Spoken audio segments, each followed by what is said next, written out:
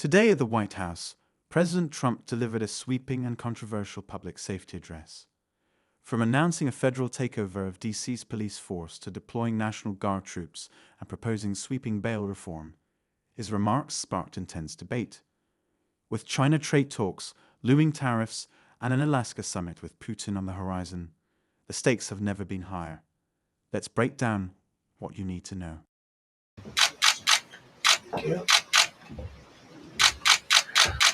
Wow. I've been up here a lot. I've never seen a crowd like this. I think we need a ballroom, and that's happening. It's going to be a beautiful ballroom. This is really a lot of people, most I've ever seen in this room. And we're here for a very serious purpose, Something's out of control, but we're going to put it in control very quickly like we did on the southern border. I'm announcing a historic action to rescue our nation's capital from crime, bloodshed, bedlam, and squalor, and worse. This is Liberation Day in D.C., and we're going to take our capital back. We're taking it back under the authorities vested in me as the President of the United States. I'm officially invoking Section 740 of the District of Columbia Home Rule Act. You know what that is? And placing the D.C. Metropolitan Police Department under direct federal control, and you'll be meeting the people that will be directly involved with that. Very good people, but they're tough, and they know what's happening, and they've done it before. In addition, I'm deploying the National Guard to help reestablish law, order, and public safety in Washington, D.C., and they're going to be allowed to do their job properly.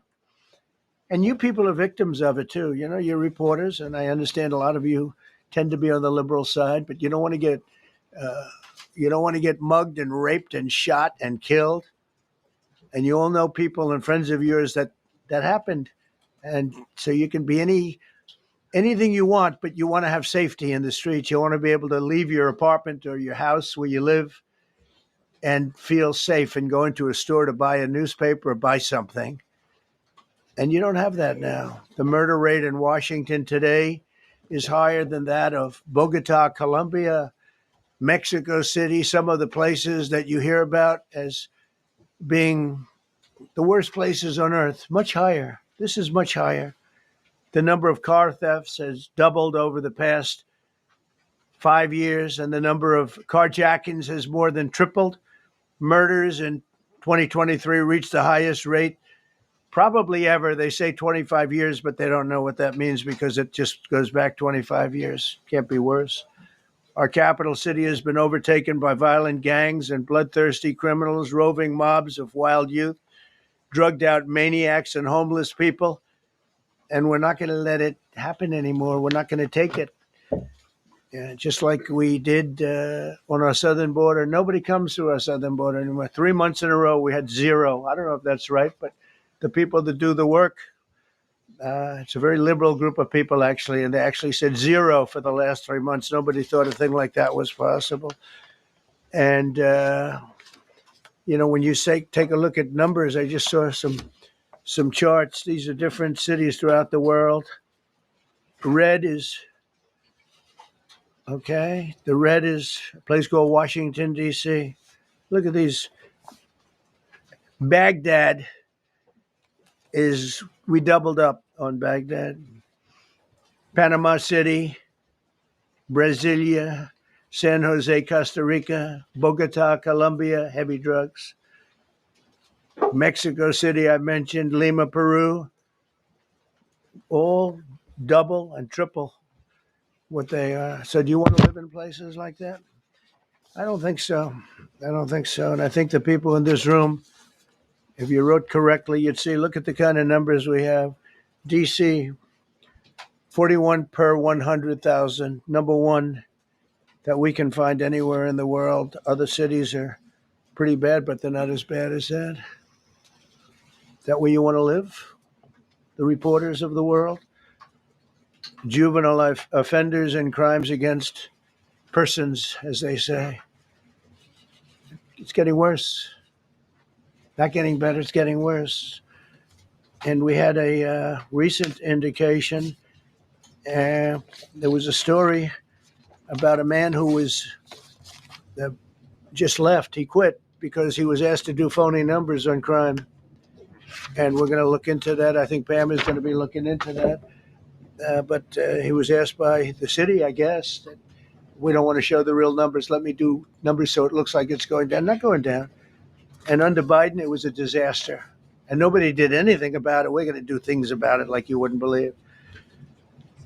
Every American has a constitutional right to be able to access and petition their government in safety, and countless federal officials and employees likewise have the right to carry out their jobs in peace without being shot. As you know, I lost a very good person a while ago, was shot waiting for his wife. He was in the car. They robbed his car. They shot him. They killed him like it was nothing to it. She was walking to the car. It's a horror show.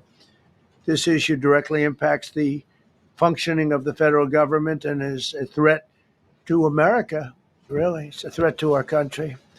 We have other cities also that are bad, very bad. You look at Chicago, how bad it is. You look at Los Angeles, how bad it is. We have other cities that are very bad. New York has a problem. And then you have, of course, Baltimore and Oakland. We don't even mention that anymore. They're so far gone. We're not going to let it happen. We're not going to lose our cities over this.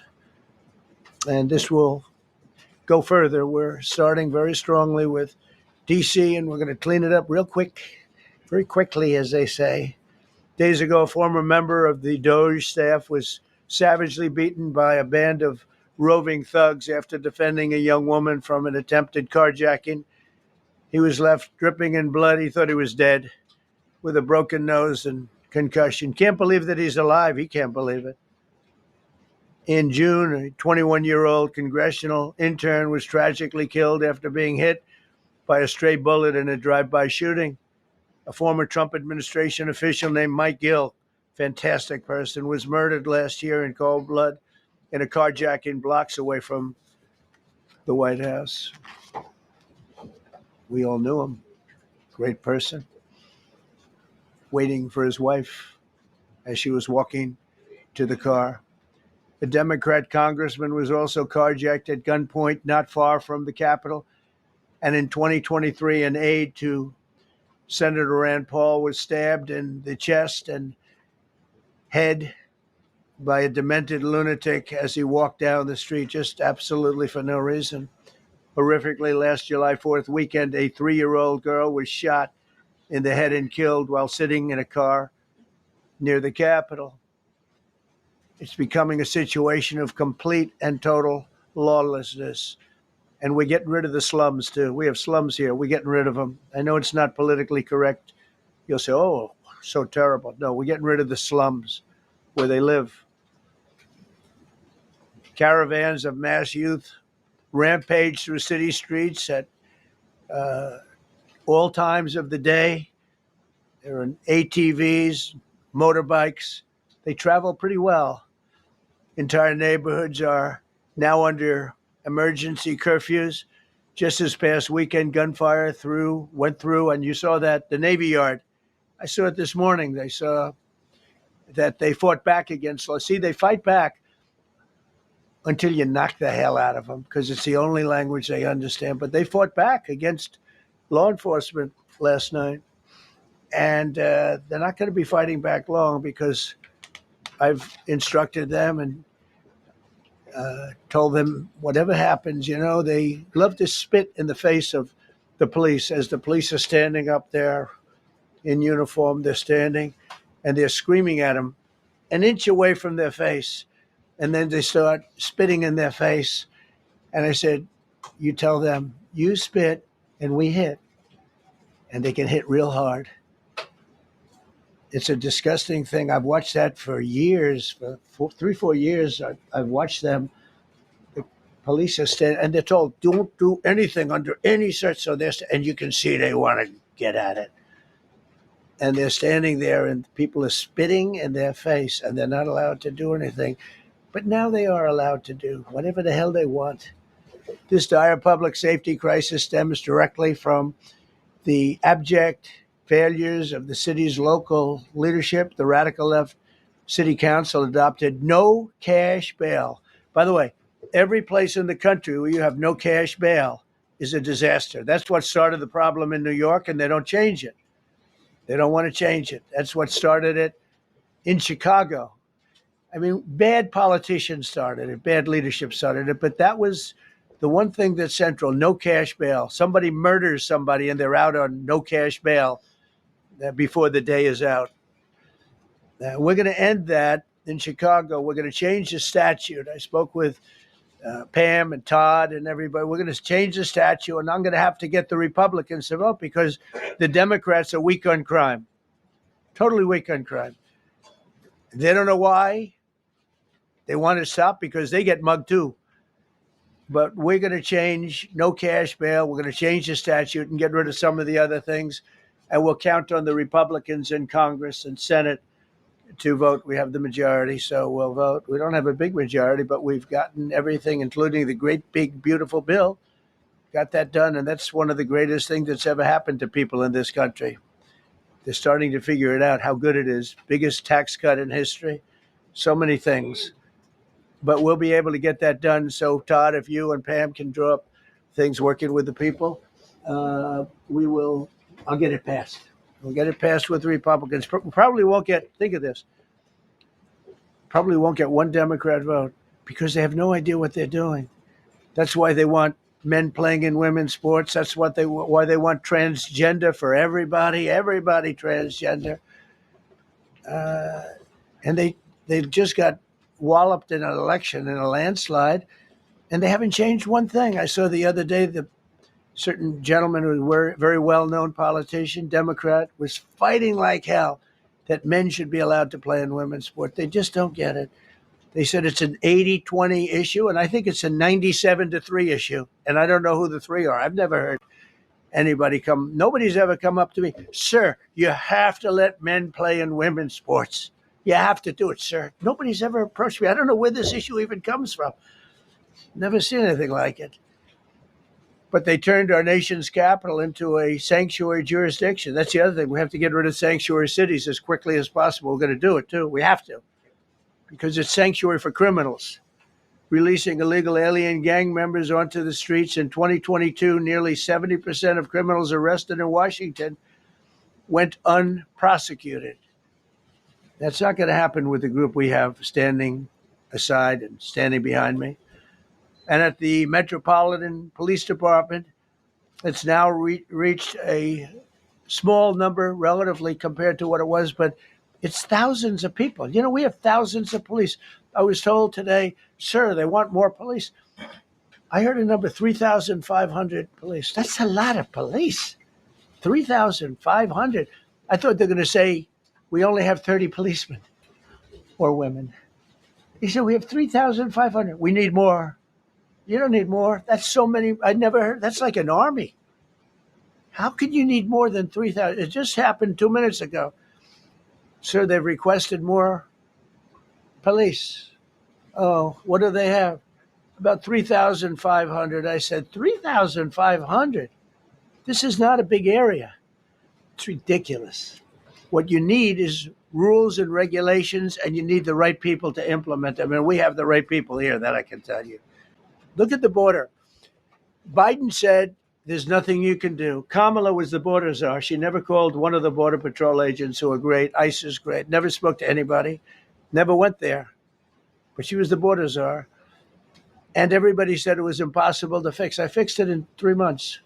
No, really. I fixed it the first week, but really fixed it over the last couple of months. And I mean, literally to a point where, as I said, 0 illegals entering our country in the last 90 days. Pretty amazing. It's time for dramatic action. We're going to do the same thing over here. It's going to be a very safe city very soon. We're not looking to just take years because a lot of people die in years. And we've got incredible people in this country, except we have to allow them to do their job. And that we will deliver like nobody's ever delivered before. I actually think it's easy. You know, if you're competent, it's easy. If you're incompetent, it's impossible. but I'm very competent.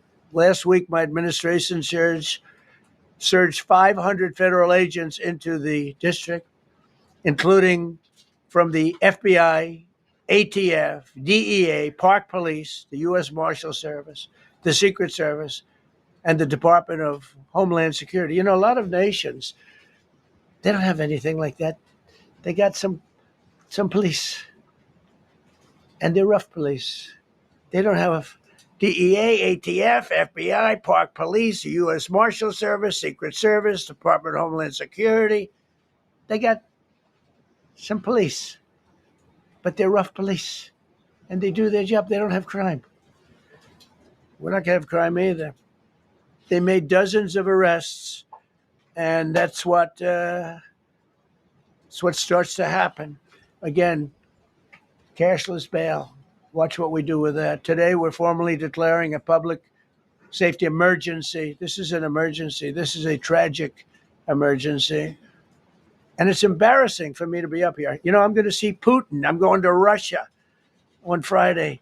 I don't like being up here talking about how unsafe and how dirty and disgusting this once beautiful capital was, with graffiti all over the walls. It's another part of it, by the way, because we're talking about safety, but we're also talking about beautification. We have the most beautiful, potentially, capital in the world. We always had.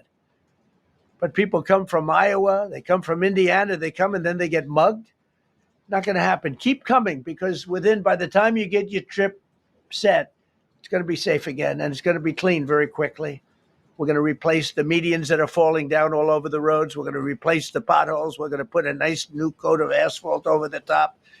No, we don't have to rip the road out and spend 7 years building a new road because they cut everything. Because some designers said, well, we need a quarter of an inch more turn for safety reasons. No, we're going to do it right. We're going to get it done quickly. So today we're declaring public safety emergency in the District of Columbia, and Attorney General Pam Bondi, who's fantastic, is taking command of the Metropolitan Police Department as of this moment. And I'll be making the appropriate notifications to Congress and to the mayor, our new DEA administrator, who's one of the top in the country. He better be Terry. If you're not, I'm going to get rid of you so fast.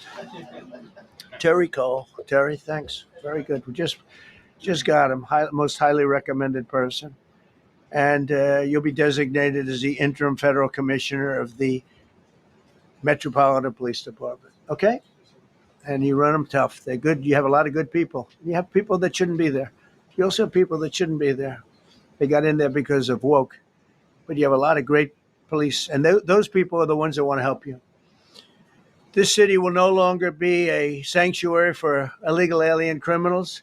We will have full, seamless, integrated cooperation at all levels of law enforcement, and we'll deploy officers across the district with an overwhelming presence. You'll have more police, and you'll be so happy because you'll be safe. When you walk down the street, you're going to see police, or you're going to see FBI agents. We're going to have a lot of agents on the streets. You're going to have a lot of essentially military, and we will bring in the military if it's needed. By the way, we're going to have National Guard, but Pete Hegseth will tell you about it. We will bring in the military if needed. People say, "Oh, that's so terrible. He's going to bring in." It's been used many times over the years. I don't think we'll need it. I think we've got so many great people, including the people that are in the police department with proper leadership. They'll immediately begin massive enforcement operations targeting known gangs, drug dealers, and criminal networks to get them the hell off the street, maybe get them out of the country, because a lot of them came into our country illegally. They shouldn't have been allowed in. They come from Venezuela. They come from all over the world. We're going to get them the hell out. They won't be here long. But some of these people, a lot of them, are homegrown criminals. And these are bad people. These are rough people. And this is just a list of some of the people that were given to me today that were criminals removed from the D.C. streets this weekend. They were rough and tough, but we're rougher and tougher. Look at these people here. Nothing, they're not going to be your local school teacher. Look at this guy. He has killed people numerous times. They're not going to be a an asset. They will never be an asset to society. I don't care. I know we all want to say, oh, they're going to be rehabbed. It's not going to be rehabbed. I'm going to ask Doug Burgum to come up and say a couple of words because he's in charge, as you know. He's Interior, but he's in charge of the U.S. Park Police. And I've heard so many great things about the Park Police. They're proud of it. They've been there for a long time. Their families oftentimes grow into the roles. They love the country. They love this area. So, Doug, could you say a few words, please? Thank you, Mr. President. On behalf of the U.S. Park Police, this is the oldest federal police force in the nation. They were formed in 1791 by none other than President George Washington. They've got the awesome responsibility of protecting our nation's most sacred monuments. The National Mall, Washington Monument, Jefferson Memorial, Lincoln Memorial, Statue of Liberty, and out west, the Presidio and the Golden Gate area. These folks have tens of millions of visitors a year, the kind of people that President Trump's talking about that come from around the country and around the world to see our sacred and learn about our history and our sacred monuments. They've been doing a fantastic job, but they are so pleased, the rank and file, that President Trump is now allowing them to enforce the law. As those of you that live in the city may know, that the circles and the triangle parks that are spread throughout D.C. are actually federal park property. So the U.S. Park Police also have responsibility for that. These became littered with homeless camps under the Biden administration. All of you saw that. Since President Trump's executive order on March 27th, making D.C. safe and beautiful again, the U.S. Park Police have removed over 70 homeless camps. And President Trump also talked about beautification. They're stopping in enforcing the laws against graffiti on our monuments. They've removed over 80 specific attacks against our history with graffiti on our monuments. So they continue to do a great job, whether it's in their vehicles, on foot, or on the mounted police that you see around the National Mall. And President Trump, they thank you. The rank and file is so happy to be enforcing the law again. Thank you for your leadership. And they're excited about the announcement you're making today. Thank you. Very good. Great job you're doing. Thank you very much. Pete, could you say something about the military, if you would? Well, Mr. President, it's an honor to be here. And at your direction this morning, we've mobilized the D.C. National Guard. It'll be operationalized by the Secretary of the Army, Dan Driscoll, through the D.C. Guard. You will see them flowing into the streets of Washington in the coming week. At your direction as well, sir, there are other units we are prepared to bring in. Other National Guard units, other specialized units.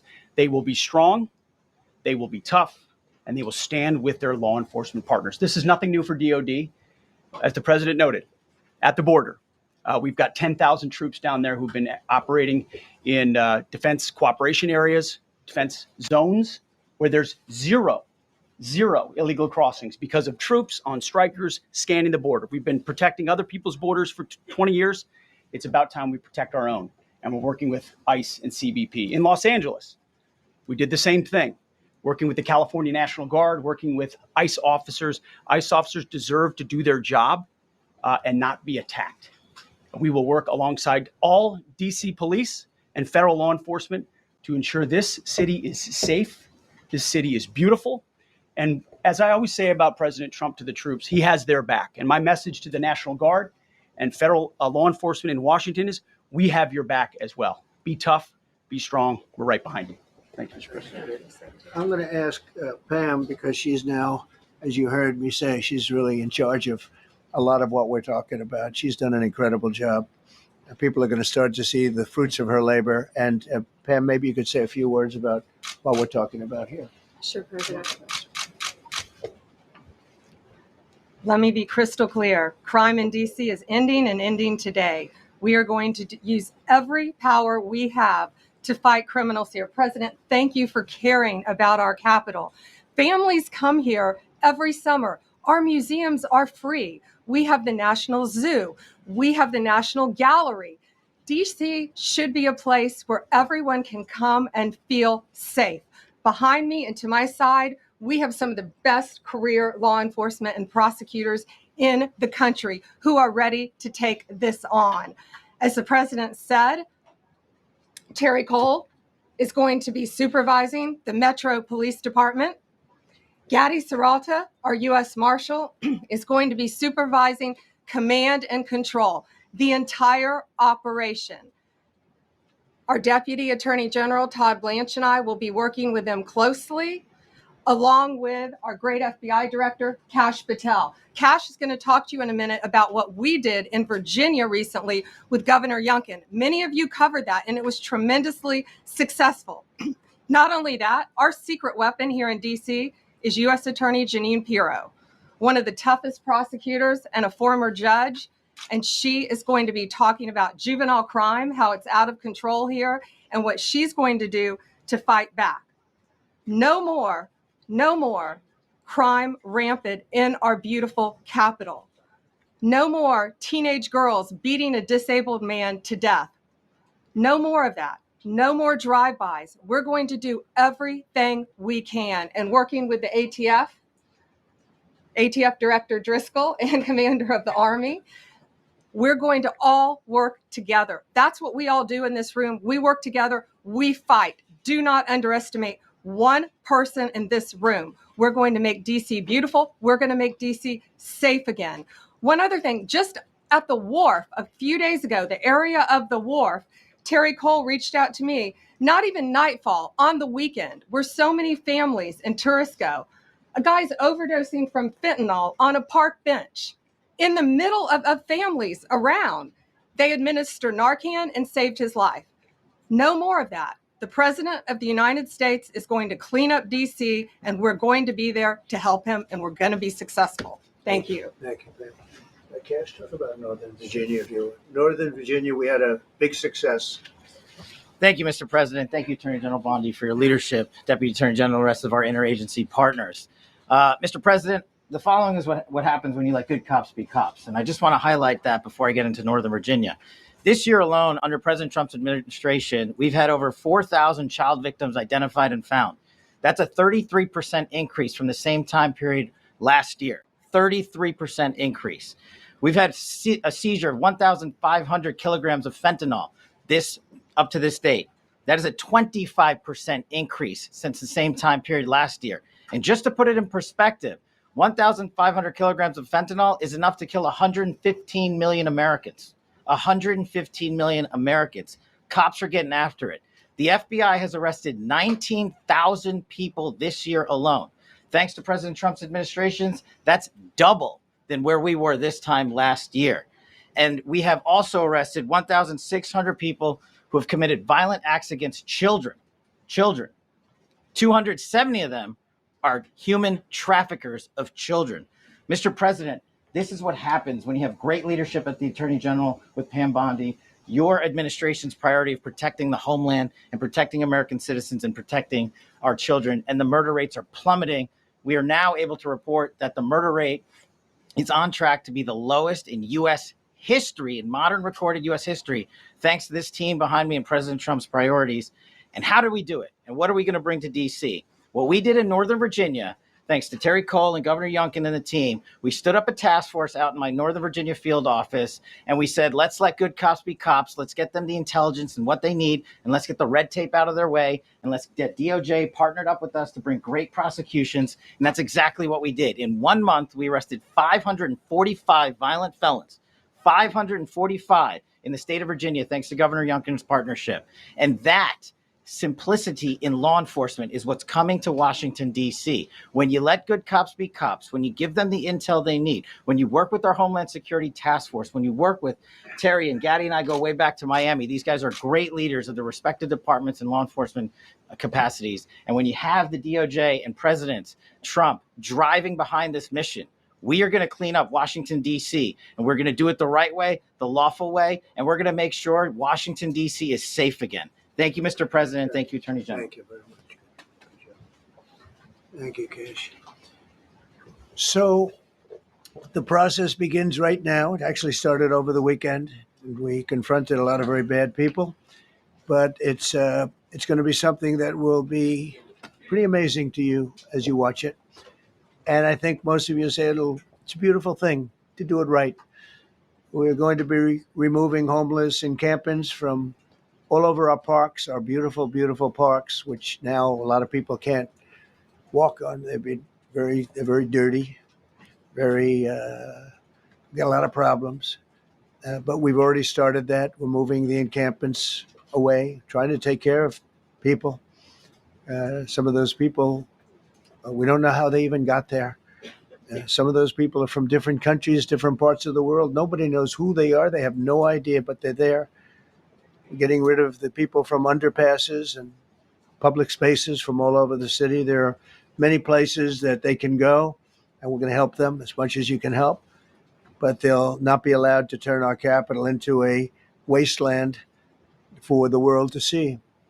The Metropolitan Police Department and the federal authorities will be supported in the effort, a really big effort, the 800 D.C. National Guardsmen that we'll put on, and much more if necessary, much more. You remember I said, I offered 10,000 once. Remember I said to a certain person, a person who I thought always was highly overrated, not very competent. But I said, if you need them, we'll give you 10,000 of the military or the National Guard. They turned me down. But if necessary, we're going to move service members directly to joining the Guardsmen. And that'll take place very rapidly, and that'll be done in conjunction with Pam and with Pete and everybody else. Washington, D.C. should be one of the safest, cleanest, and most beautiful cities anywhere in the world. And we're going to make it that. We're going to make it safe. We're going to make it smart. We're going to make it beautiful, so beautiful. Some of the buildings, we're going to add to it. You see what we've done at the White House. White House is a whole different building. I do that in my part-time because it's a natural instinct as a real estate person. I was very good at that, and I was very good at fixing things up. I like fixing things up. You see what's happening. The marble floors are being reinstalled, renovated, fixed. The whole place is becoming very beautiful. We're going to be adding a magnificent ballroom, most beautiful ballroom, I think, anywhere. We need it. I would have certainly loved to have had it today. I think we would have filled it up. A lot of you are standing outside, can't get in this room. I've never seen the room like this, which tells me that you want to talk about, this was a D.C. news conference. It tells me that you want to talk about crime in D.C. and beautification of D.C., but I'm going to put that's easy. And I think, frankly, fixing the crime with the pros, fixing the crime is easy, too. A person who I've known for a long time, and she's been incredible. She was a fantastic, one of the best ever district attorneys in New York. She was in Westchester, and she became a judge, very successful judge. And then she went into showbiz because she was such a good DA and such a good judge, tough judge, but fair, always fair. Nobody ever complained about that, but she was tough. And because of that and her reputation, she went into showbiz. So a lot of people don't, they think of Janine as showbiz. Actually, showbiz was not her thing. And she did great. She was on, along with a couple of other of my friends, on the #1 show. And she did great. But this is what she loves doing. This is really her baby. What she's going to do is going to be incredible. And I'd like to speak for just a few seconds on what she has in mind, what she wants to do. We're going to be appointing some judges. We have some open spots, and we're going to take people because the judges are letting killers out. They're just saying, go. That's okay. Don't worry about it. So we're putting some Pam recommended, Todd recommended, some judges that are great. Janine recommended. Janine's given me 3 great candidates already. We have about 10 open spots, and we can probably create some more. We need them. Janine, would you say a few words, please? Thank you very much, Mr. President, and thank you, Madam Attorney General, and to all my partners here.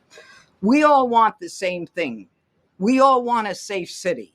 We want a safe capital. We want to be able to bring our families here. We want to be able to come and enjoy the history that makes this place great. And unfortunately, we are not in that position right now. And Mr. President, I want to thank you for taking the step that we need right now to make criminals understand that they are not going to get away with it anymore. And I'm not going to stand here and go over and over the cases. But what I can tell you is this. I see too much violent crime being committed by young punks who think that they can get together in gangs and crews and beat the hell out of you or anyone else. They don't care where they are. They can be in DuPont Circle, but they know that we can't touch them. Why? Because the laws are weak. I can't touch you if you're 14, 15, 16, 17 years old and you have a gun. I convict someone of shooting another person with an illegal gun on a public bus in the chest, intent to kill, I convict him. And you know what the judge gives him? Probation. Says you should go to college.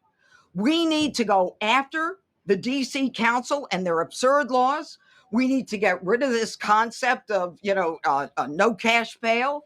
We need to recognize that the people who matter are the law abiding citizens. And it starts today. But it's not going to end today, because the president is going to do everything we need to do to make sure that these emboldened criminals understand we see you, we're watching you, and we're going to change the law to catch you.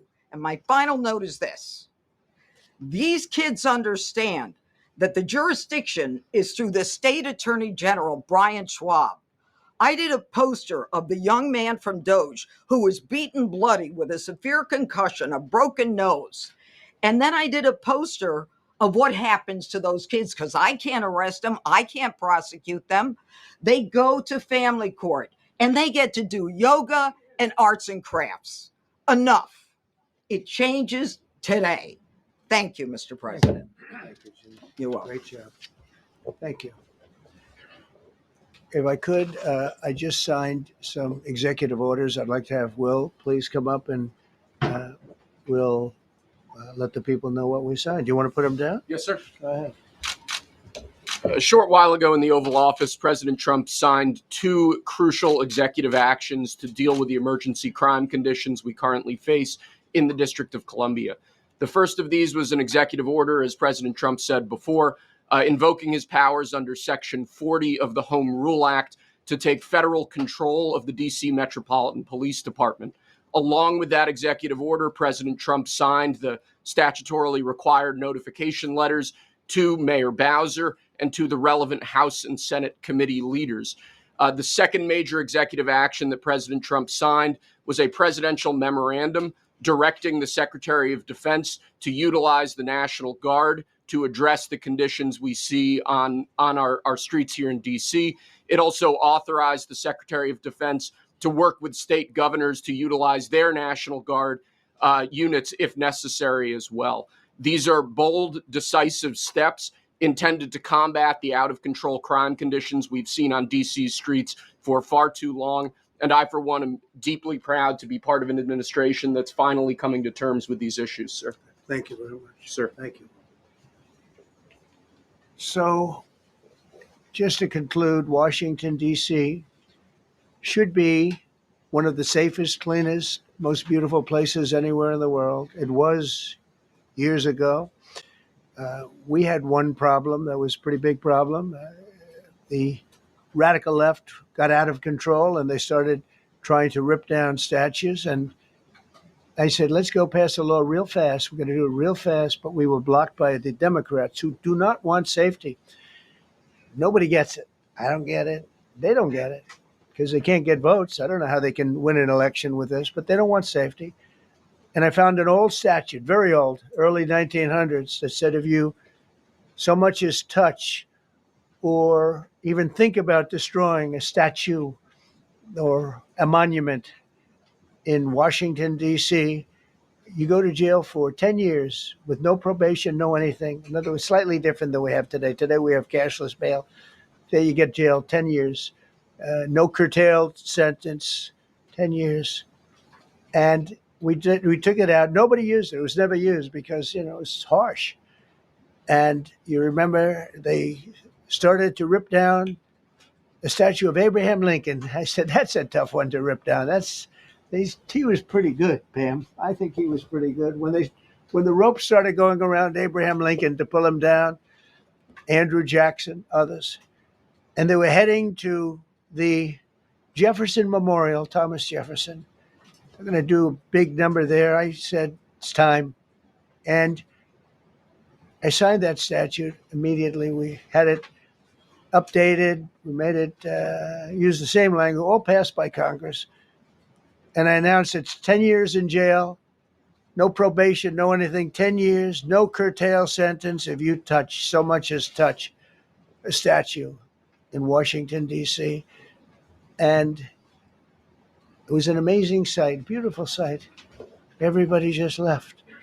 The ropes were hanging around Andrew Jackson, and there were 2 ropes around Abraham Lincoln. They left the rope, but everybody just left. And that was the last problem we ever had. That was the last problem that we ever had with the statues. They were going wild.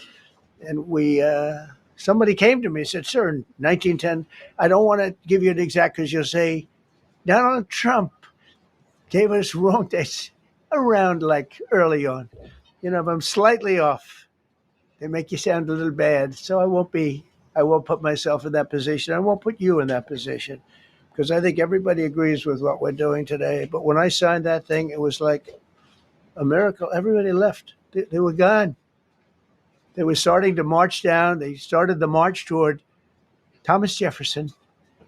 And I figured he was always going to be safe. But they found something with him, and they found something with Abraham Lincoln. And even in the name George Washington in California, numerous places changed the name of George Washington High School and various other places. They took George Washington's name. This was a sick, woke culture that I think we've largely ended. And a lot of those people that were woke are now turning out to be the opposite. I won't go so far as to say MAGA. It's a very special category. But they've gotten out of that. But we have people that love this country, and they love this really beautiful capital. It is. I flew over it the other day, and I said, what a beautiful place. But if there's crime all over the streets, when you get there, it doesn't look so beautiful. But we're going to make it beautiful again. We're going to fix it with crime, and we're going to also, as we're doing that, we're going to start doing things that we know how to do, that I know how to do better than anybody, I guess, because of my experience from previous life. But not only are we stopping the crime, we're going to clean up the trash and the graffiti and the grime and the dirt and the broken marble panels and all of the things they've done to hurt this city. And we're going to restore the city back to the gleaming capital that everybody wants it to be. It's going to be something very special. All of these people are really tough. Could I shake your hand, Gaddy, please? You're going to be so important here. You're going to be that guy. I hope I don't have to fire him in 2 weeks because he's too soft. I don't think he's too soft. If I do, I will, though. Is it okay if you're soft, weak, and pathetic like so many people? I will fire you so fast. You're not going to have to worry about that. No, I think you're going to do a fantastic job. And everybody in this room, they may not express it, but they all want that to happen. They want to be safe, and they have families too. So it's an honor to have such a large group. I've done this for years now, hard to believe. I've never seen this room so packed. In fact, I'm sure it's a violation of every fire code. But we'll let you stay anyway. You're taking a chance. And with that, we'll say, maybe if you could, oh, wow. We could be here all day long. If we could keep the first questions perhaps to this subject, and then we'll go on to a few others. Please. Mr. President, thank you so much. Can you talk about how personal of an issue this is? You talked about flying over the Washington Monument and seeing the pride of what D.C. is. And do you believe that the status of the city, the cleanliness, the way that crime is low, is a direct reflection on how the country is run? Yeah, I do. I think the Capitol, look, everyone comes here. They're all coming. All the leaders, they're all wanting to come. And I say it, I've said it again, but I'm really just quoting other leaders from NATO, from the Middle East, King of Saudi Arabia, Qatar, UAE. I was over there. We brought back $5.1 trillion of investment into our country. But a month and a half ago, I was at NATO. We had a great thing. They agreed to put up 5% instead of 2%. 2% they didn't pay, 5% is already paid. We had a great meeting, and they all said the same thing. They said our country was dead. They thought our country was gone. 1 year ago, they said your country was dead. And now you have the hottest country anywhere in the world. We do. We have the hottest country in the world right now. The tariffs have helped. It's given us not only the money, it's billions, trillions of dollars of money, but it gives us great power over enemies. We solved 5 wars with Pakistan and India. We just solved one. Azerbaijan, and as you know, in Armenia. A war was raging for 37 years. And the two leaders got up and they said, we never thought this would be solved. Russia tried to solve it. They all tried to solve it. It was a very tough situation, but we got it done and got it done. And I said to the two men, I said, are you guys friends? And they had a hard time. They've been killing each other for 37 years, right? One was there 5 years. One was there for 22 years. He said, my whole life I've been fighting this war and you got it solved. But we did many of those. We did in the Congo and Rwanda. That's been going on for 30 years. 8 to 9 million people killed that they know of, but it was raging, and we got that solved. We got a lot of them done. It's a great honor. But you want to have, when they come, the leaders come to our country to sign documents that the war is over or whatever, or for other reasons. They come for trade. And you want them to come through so beautifully. You ride down those roads, everything should be perfect. You shouldn't have medians falling down into the roadway. Median, the metal things that are always. Somebody had a great lobbyist, because I've never seen them look good. I've been looking at those things with the little red. They're always broken and bad, but here they're really bad.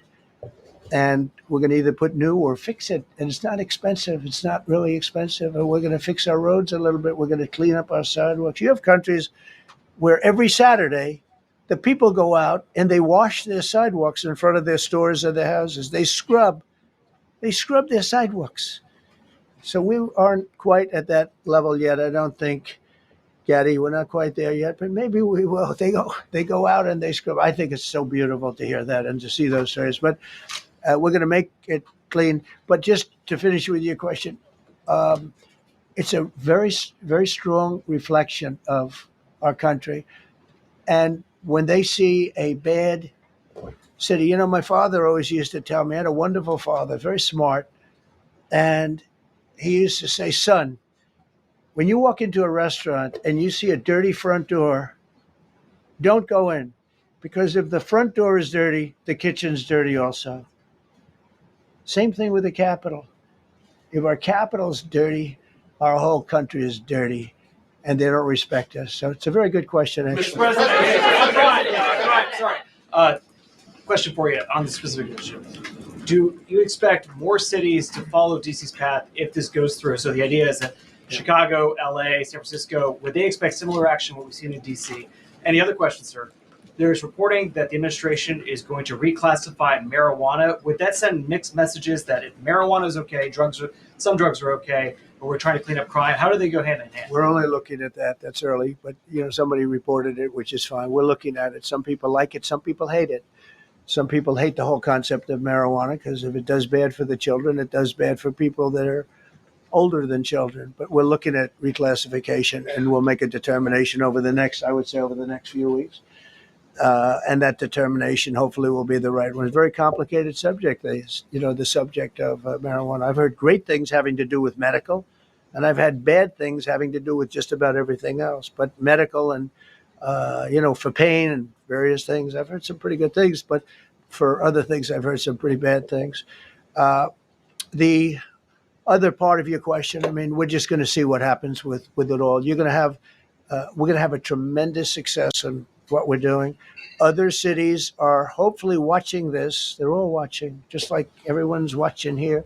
They're all watching, and maybe they'll clean up, and maybe they'll do this and get rid of the cashless bail thing and all of the things that caused the problem. If you go back, this whole thing with cashless bail is a disaster. So many problems came that we never had before.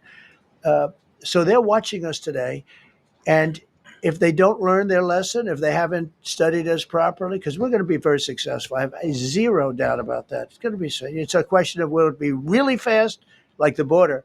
Everyone said, they used to say, Biden used to say, I need legislation. I didn't get any legislation. I called up our people, and we did a great job. Tom Homan was great. As you know, our secretary did a great job. They did a great job. There's no games. They didn't play games. And we're going to have the same thing here. But then I'm going to look at New York. in a little while. Let's do this. Let's do this together. Let's see. It's going to go pretty quickly. And if we need to, we're going to do the same thing in Chicago, which is a disaster. We have a mayor there who's totally incompetent. He's an incompetent man. And we have an incompetent governor there. Pritzker's an incompetent. His family threw him out of the business, and he ran for governor. And now I understand he wants to be president. But I noticed he lost a little weight, so maybe he has a chance. You know, you never know what happens. But Pritzker's a gross incompetent guy, thrown out of the family business. But when I look at Chicago and I look at L.A., if we didn't go to L.A. 3 months ago, L.A. would be burning like the part that didn't burn. If he would have allowed the water to come down, which I told him about in my first term, I said, you're going to have problems. Let it come down. We actually sent in our military to have the water come down into L.A. They still didn't want it to come down after the fires. But that was it. We have it coming down. But hopefully L.A. is watching. That mayor also. The city's burning. They lost like 25,000 homes. I went there the day after the fire. You were there. And I saw people standing in front of a burned down home. It was, their homes were incinerated. They weren't like, even the steel was literally, it was all warped and literally disintegrated because of the winds and the flame and the whole thing. It was like a blowtorch. They were standing on this beautiful day, maybe a couple of days after.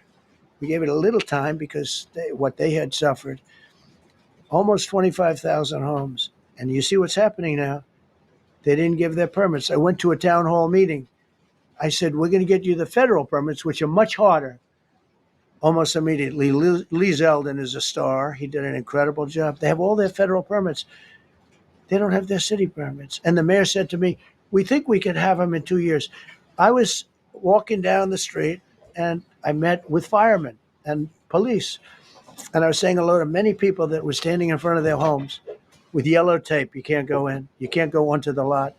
And those people wanted to start rebuilding their homes then and there. And the mayor said, we should be able to get them the permits within 2 years. I said, that's a shame. 2 years. Are you kidding? I'm going to get them the federal permit like almost immediately, 2 years. And she drew it back. Well, maybe 1 year. The place was booing her out of the place. They don't have their permits to build their homes. And now they're talking about putting, this is among the most beautiful areas was in the country. Now they're talking about putting low-income housing there. Can you believe this? I love low-income housing. I made money with low-income housing. I built low-income housing. I know more about low-income housing and luxury housing. I know about everything real estate. They want to replace some of those homes with low-income housing. They haven't gotten their permits yet. We've gotten all the federal permits, which are much tougher to get. And it was done almost immediately through Lee Zeldin and Federal Environmental. And I watched the other day, those people are angry. And now, you know, they had tremendous, they loved that area. They loved the whole big area, different places, but they loved it. It was all luxury stuff and beautiful stuff. And some wasn't that luxury, but the level of love for that neighborhood, their neighborhoods was incredible. And you know what? I watched people on television. They want to go. They want to leave. They've lost their spirit. They've lost their heart because the mayor's incompetent. And Gavin Newsom is incompetent. He's got a good line of bullshit, but that's about it. He's incompetent. And you have Los Angeles is, you know, it's amazing. You know, I called, the first thing I did, I got the Olympics to go there. I was the one that got it. And by a rare thing that happened, I'll be the president. I was very upset because I got the Olympics there, and I said I won't be president when it comes. But bad things happened, and illegal things happened, really illegal things happened.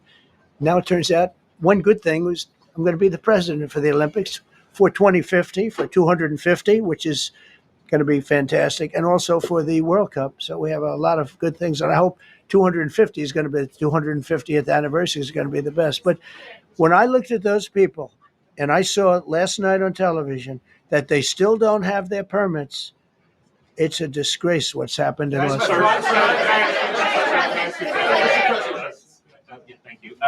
The China tariff deadline is tonight, but do you plan to extend that? We'll see what happens. China's been, we've been dealing very nicely with China, as you probably have heard.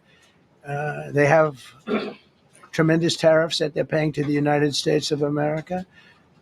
And we'll see what happens. They've been dealing quite nicely. The relationship is very good with President Xi and myself. You mentioned your upcoming meeting with President Putin. Can you Yeah. tell us what you hope to get out of that and whether you consider inviting President Zelensky to join?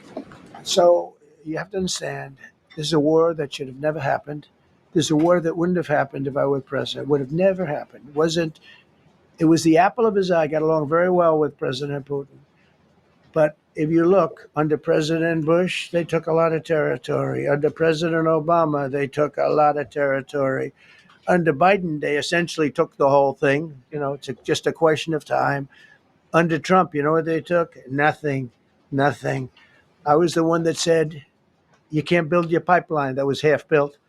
I came in, I stopped the pipeline. It's called Nord Stream 2. Nobody knows that, Nobody ever heard of Nord Stream 2. You might have not even heard it. Biggest pipeline in the world. I stopped it. I was not a friend of Russia, but I got along well with Putin. It's always good to get along with other countries if possible, but that doesn't mean you roll over like Biden did. Biden came in and he immediately approved the pipeline. I couldn't believe it. Then they say Trump wasn't tough on Russia. I wasn't tough. I was the toughest. Putin said, if you're not tough, I would hate like hell to see you. I stopped the biggest economic development job, the biggest job that Russia had ever built. I stopped it. It was dead. And this low IQ president came in and he let them build the pipeline and supply oil and gas all over Europe, So this is really a feel-out meeting a little bit. And President Putin invited me to get involved. He wants to get involved. I believe he wants to get it over with. Now, I've said that a few times, and I've been disappointed because I'd have like a great call with him, and then missiles would be lobbed into Kiev or some other place, and you'd have 60 people laying on a road dying. I said, that's cold. But it's a violent war. 5,000 to 7,000 people a week are dying. And there's nobody from here. They're all Russian and Ukrainian people, and some people from the cities, much smaller number, but still, those missiles do damage and they kill a lot of people. But mostly soldiers, and they're young soldiers. Although in the case of Ukraine, they're getting much older. They're drafting 60-year-olds now. It's a terrible thing to witness, and I think I have an obligation. Look, this is Joe Biden's war. This is not my war. I made a deal with NATO a month ago. You covered it very accurately, actually. We don't pay anything anymore. We're not paying anything. They are buying things from us, and NATO is paying us. I got it raised from 2% of GDP to 5%. And they're paying us for everything that we send. We're not paying. But Biden approved $350 billion. Europe has spent $100 billion. The money that's been spent and the death is incredible. It's the worst thing that's happened, by far the worst that's happened since World War II. So I'm going in to speak to Vladimir Putin, and I'm going to be telling him, you got to end this war. You got to end it. And he wasn't going to mess with me. This war would have never happened. We had a discussion about it one time, and we never had that discussion again. Would have never happened. And when the election was rigged, and then Biden took office, which was barely took office. The auto pen took office. Bad things started happening. Bad things, stupid things were said. And it ended up in a war. And and I don't believe this will happen anymore because I have that pretty well covered. This could end up in a third world war. This could have been a third world war. I don't think that's going to happen now. But I thought it was very respectful that the president of Russia is coming to our country as opposed to us going to his country or even a third party place. But I think we'll have constructive conversations. Then after that meeting, immediately, maybe as I'm flying out, maybe as I'm leaving the room, I'll be calling the European leaders who I get along with very well. And, I have a great relationship, I think, with all of them. And I get along with Zelensky, but, I disagree with what he's done. Very, very severely disagree. This is a war that should have never happened, wouldn't have happened. But I'll be speaking to Zelensky. The next meeting will be with Zelensky and Putin, or Zelensky and Putin and me. I'll be there if they need. But I want to have a meeting set up between the two leaders. I was a little bothered by the fact that Zelensky was saying, well, I have to get constitutional approval. I mean, he's got approval to go into war and kill everybody, but he needs approval to do a land swap, because there'll be some land swapping going on. I know that through Russia and through conversations with everybody, to the good, for the good of Ukraine. Good stuff, not bad stuff. Also, some bad stuff for both. So there's good and there's bad. But it's very complex because you have lines that are very uneven, and there'll be some swapping. There'll be some changes in land. And the word that they will use is, they make changes. We're going to change the lines, the battle lines. Russia's occupied a big portion of Ukraine. They've occupied some very prime territory. We're going to try and get some of that territory back for Ukraine. But they've taken some very prime territory. They've taken largely ocean, in real estate, we call it oceanfront property. That's always the most valuable property. If you're in a lake, a river, or an ocean, it's always the best property. Well, Ukraine, a lot of people don't know that Ukraine was largely 1,000 miles of ocean. That's gone. Other than one small area, Odessa, it's a small area. There's just a little bit of water left. So I'm going to go and see the parameters. Now, I may leave and say, good luck, and that'll be the end. I may say this is not going to be settled. I mean, there are those that believe that Putin wanted all of Ukraine. I happen to be one of them, by the way. I think if it weren't for me, he would not be even talking to anybody else right now. But I'm going to meet with him. We're going to see what the parameters are. I'm then going to call up President Zelensky and the European leaders right after the meeting, yeah. And I'm going to tell them what kind of a deal. I'm not going to make a deal. It's not up to me to make a deal. I think a deal should be made for both. I think Russia has to get back into building their country. It's a massive country. I think they have 11 time zones, if you can believe it. It's a massive, it's by far, from the standpoint of land, it's by far the largest. They have tremendous potential in Russia to do well. They're not doing well. Their economy is not doing well right now because it's been very well disturbed by this. It doesn't help when the president of the United States tells their largest or second largest oil buyer that we're putting a 50% tariff on you if you buy oil from Russia. That was a big blow. And then they say, gee, he wasn't so tough. Nobody else would have done that. And I haven't stopped there. I mean, look, I was all set to do things far bigger than that, but I got a call that they'd like to meet, and I'm going to see what they want to meet about. I'd like to see a ceasefire. I'd like to see the best deal that could be made for both parties. It takes two to tango, right? So ultimately, I'll have a meeting next week. I had a great relationship with him, considering the fact that, I was not nice to him because of the pipeline.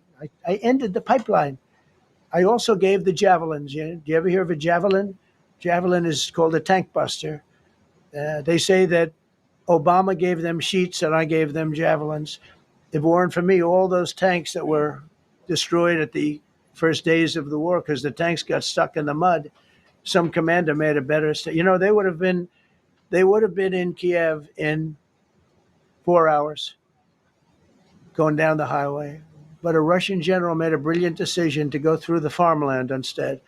And they just had torrential rains, and the rains were so bad, and it was mud, and those tanks got stuck in the mud. I don't know who that general is, but knowing Vladimir, he's probably not around any longer because all those tanks were stuck in the mud, and they went along with the javelins. I gave them the javelins. You know that, right? I gave them javelins. They gave them sheets. But I'm going to meet with President Putin, and we're going to see what he has in mind. And if it's a fair deal, I'll reveal it to the European Union leaders and to the NATO leaders and also to President Zelensky. I think out of respect, I'll call him first. And then I'll call them after. And I may say, lots of luck, keep fighting. Or I may say we can make a deal. If not, I will tell you this. I've seen a poll coming out of Ukraine. 88% of the people would like to see a deal made. And if you go back 3 years, everybody was gung-ho for war. Everybody's gung-ho for war until you have it. It's an amazing thing. I had it with a couple of countries where I couldn't get a deal done with one particular country. And I just couldn't. The guy's great. He's a friend of mine. Great. Good leader. Tough as hell. I couldn't get the deal done. And then he went into war for a short period of time. You know where I'm talking about. First term. And it was nasty. Guys being killed all over the place. And he went through 1 week of war, and I was able to get the deal done. He said, "This is nasty." Yes, please. Yeah, just to follow up on what you were saying there. First of all, Volodymyr Zelensky is not invited on Friday? He wasn't a part of it. I would say he could go, but he's gone to a lot of meetings. You know, he's been there for 3.5 years. Nothing happened. And what is the definition? I mean, do you want somebody that's been doing this for 3.5 years? What's the definition of a good deal? I'll tell you after I hear what the deal is, because there could be many definitions. You know, you're talking about a very large and complex situation. Now, I tell you, the war that I just settled with Azerbaijan and with, as you know, and Armenia was almost as complex as this one, having to do with routes, trade. Meeting on Friday with Vladimir Putin. Well, we're going to have a meeting with Vladimir Putin, and at the end of that meeting, probably in the first 2 minutes, I'll know exactly whether or not a deal can be made. How will you know that? Because that's what I do. I make deals. Yeah, please, go ahead. Yeah, thank you, Mr. President. I'm going to ask you two questions, one about China, one about Russia, if I could. On China, your administration agreed to send the most advanced or advanced NVIDIA and AMD chips. No, obsolete. No. Obsolete chip. Well, and then 15% of the You mean profits the come back. 20s? No. This is an old chip that China already has. And I deal with Jensen, who's a great guy, and NVIDIA. The chip that we're talking about, the H20, it's an old chip. China already has it in a different form, different name, but they have it. Or they have a combination of two will make up for it and even then some. Now, Jensen's a very brilliant guy, and Jensen also has a new chip, the Blackwell. Do you know what the Blackwell is? The Blackwell is super duper advanced. I wouldn't make a deal with that, although it's possible I'd make a deal, a somewhat enhanced in a negative way Blackwell. In other words, take 30% to 50% off of it. But that's the latest and the greatest in the world. Nobody has it. They won't have it for 5 years. But the H20 is obsolete. You know, it's one of those things, but it still has a market. So I said, listen, I want 20% if I'm going to approve this for you, for the country, for our country, for the U.S. I don't want it myself. You know, every time I say like 747, I want, yeah, for the Air Force. So I just wanted. So when I say I want 20, I want for the country. I only care about the country. I don't care about myself. And he said, would you make it 15? So we negotiate a little deal. So he's selling a essentially old chip that Huawei has a similar chip, a chip that does the same thing. And I said, good, if I'm going to give it to you, because they have they have a stopper, what we call a stopper, not allowed to do it. It's really known as a restrictive covenant. And I said, if I'm going to do that, I want you to pay us as a country something, because I'm giving you a release. I released them only from the H20. Now, on the Blackwell, I think he's coming to see me again about that. But that will be a unenhanced version of the big one. Like, I don't know if you know it, we will sometimes sell fighter jets to a country, and we'll give them 20% less than we have. You know what I mean, right? That's the same. So on Russia, do you see a time, Mr. President, when there could be normal trade between the U.S. and Russia? Should your meeting go well? Should there be peace? I do, yeah. Russia has a very valuable piece of land. If Vladimir Putin would go toward business instead of toward war, you know, it's a warring nation. That's what they do. They fight a lot of wars. A friend of mine said Russia's tough because they just keep on fighting. They beat Hitler, so did we, and they beat Napoleon. You know, they've been doing this for a long time. I asked a question to a very, very smart man that some people like and some people don't like. Viktor Orban, right, from Hungary, the head of Hungary, and he's in that same area and knows the two countries very well. I said, this was before Biden didn't do anything to get us out of it. He could have gotten us out of that. It would have never happened. I said, so can Russia be beaten by by Ukraine. He looked at me like, what a stupid question. He said, Russia's a massive country, and they win their country and they win their life through wars. They fight wars. That's what they do. He said, China beat you with trade. Russia beat you with war. It was a very interesting statement. China's not beating us with trade, not when I'm in charge, but they were beating Biden with trade, but they never beat us with trade. Don't forget, China had to pay $400 billion worth of tariffs when I was last time. That was last time. And if we didn't have COVID, all of this stuff we would be loaded. We're finding hundreds of billions of dollars of cash is pouring into our country now because of tariffs. And all we're doing is we're doing what they do to us. It's so beautiful to see it. They found last month, as you saw, $25 billion of excess cash flow. They're saying, where did it come from? I said, I'll tell you where it came from. It came from a place called Tariffs, and we're doing very well. We're really doing well. But I expect to have a meeting with Putin that I think it'll be good, but it might be bad. And I'm here for one reason, to get rid of a war that somebody else started. Should have never happened. And if I could end it, great. Complex war, a lot of bad blood, But Zelensky's been there for 3.5 years. So if you put him in a room, now I will say this, ultimately I'm going to put the two of them in a room. I'll be there or won't be there. And I think it'll get solved. Yeah, please be happy. Thank you, Mr. President. Excuse me, I'm going to suggest, because do you have any other questions on DC? Because I don't want them to be, wait. These are incredible people. I don't want them to be standing up here on subjects. Does anybody have a question of them? And then you guys can leave. Okay, a question, Brian, go ahead. Thank you, Mr. President. All right.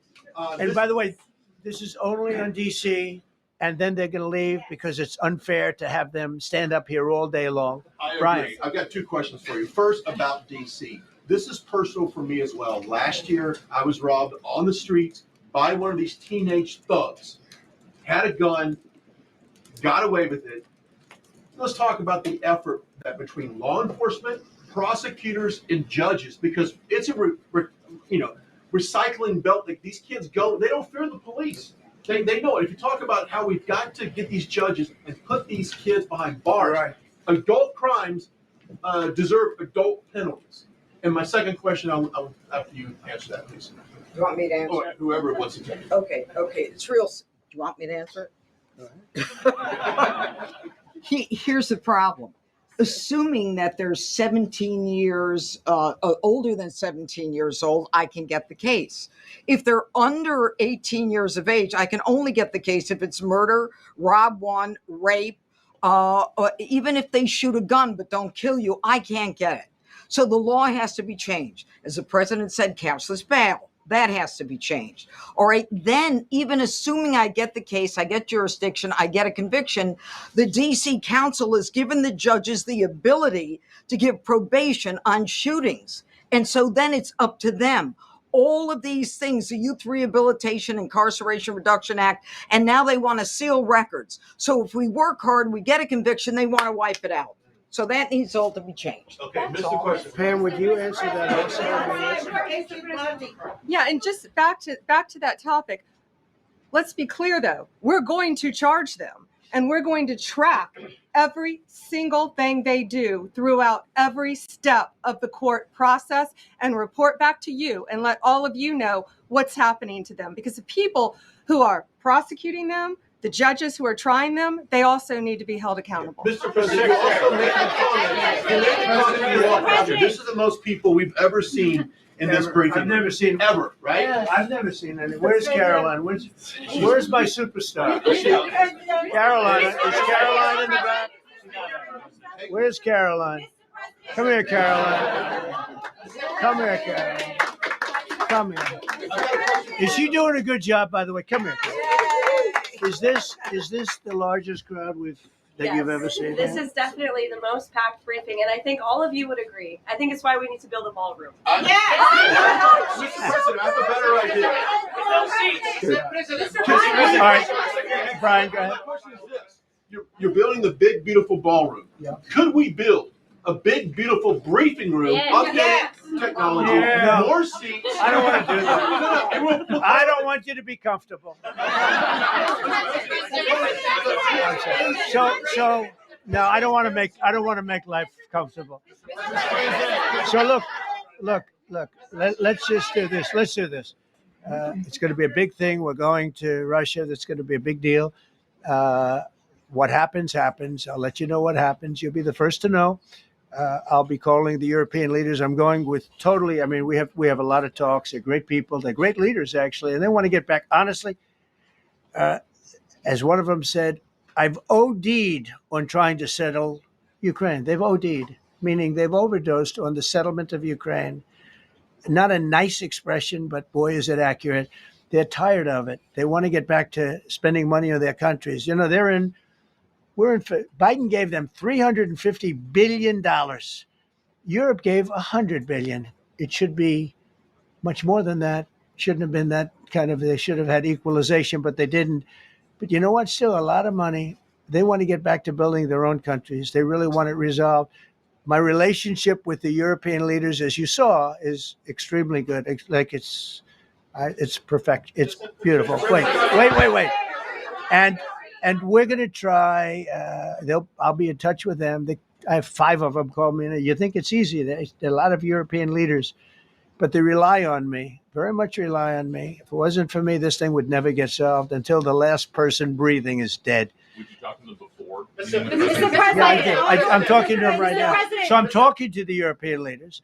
I'll be talking to President Zelensky. I'm going to get everybody's ideas. I go into that thing fully loaded right up there, and we're going to see what happens. Now, I think one of 2 things is going to happen. It's going to be a good meeting, and we'll go a step further. We'll get it done. I'd like to see a ceasefire very, very quickly. Very quick. I'd like to see it immediately, but I'd like to see it very quickly. And we're going to be dealing with the European leaders, and we're going to be dealing with President Zelensky, and hopefully we're going to have a great success. As far as this, what we did today, and I think you were here for D.C. more so than even Russia, because Russia will be, we have a couple of days to go, but the Russia is going to be very interesting. But to me, what is very exciting, and we're going to take back our capital. We're going to make it beautiful again, but we're going to make it, more importantly, safe again. It's going to be so safe. It's going to be a model. And then we'll look at other cities also. But other cities are studying what we're doing. And you have some capable people in other cities. They can do it too. But we have a great group of professionals. We're going to have a safe, beautiful capital, and it's going to happen very quickly. Thank you all. Thank you all very much. The Justice Department appeal the Epstein decision today, Mr. President. How long will the takeover of D.C. police last? We'll see you guys tomorrow. We'll have another briefing. We'll see the National Guard on their streets. All of them. President Trump's August 11 press conference marked a bold escalation in federal intervention in the nation's capital, raising urgent questions about civil authority, public safety, and political strategy. As we head toward an uncertain summit with Putin and ongoing trade negotiations with China, today's developments could reshape both domestic and global landscapes. Stay with NewsXstream for comprehensive coverage and expert insight.